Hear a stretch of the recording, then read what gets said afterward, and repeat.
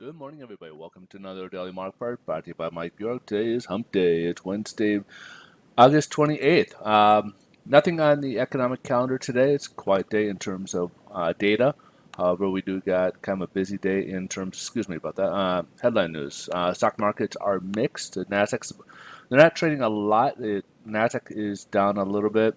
Markets kind of turned yesterday. Their sentiment was doing pretty good earlier in the day, and then kind of turned, and it's kind of running into today a little bit. So it's kind of that mixed standpoint here, and a lot of it has to do with the sentiment of the inverted yield curve. The two between the 2-year and 10-year is gotten deeper. It's catching up on the 5-year as well, and of course, since May we've been with the 3-year and the 10 years have been inverted as well.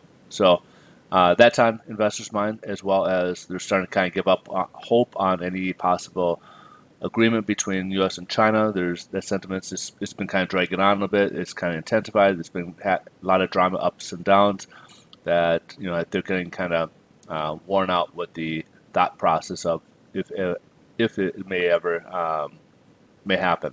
And then of course Brexit. We're coming up on in Brexit. The Boris Johnson, the new PM, wants to basically hold out on Parliament. I forget the term that they use for it, but basically close until 3 weeks before the Brexit is supposed to take place, which I believe is October 31st.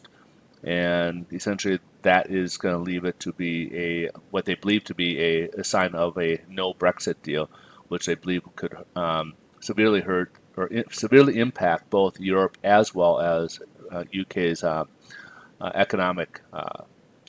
So in any case, they're kind of feeling a little bit sour today, and so the stocks are not really doing as well. They turned sour yesterday, and it's kind of moving over today's trading as well.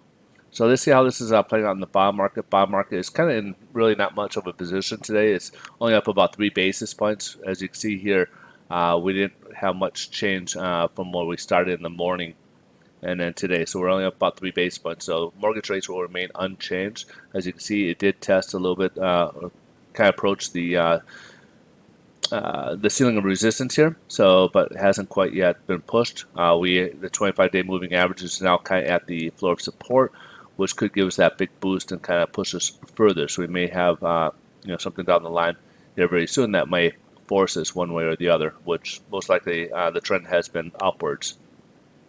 Yields are, as we mentioned, are going further down. We're at 1.47 currently. We're looking like we could be hitting new lows in terms of the yields right now. So what's happening is that investors are taking their money out of equities, putting it into yield and treasuries, which is lowering the yields on these. That's kind of what's driving the yields even further down. All right, so that's pretty much a wrap for the day. If you guys are looking to refinance or buy, please reach out. I'd love to be able to help you guys out. Best way to reach me is direct message me. The company I work with is CMG Financial. We do service all 50 states. We have, like everybody else, jumbo, conventional, FHA, VA, USDA.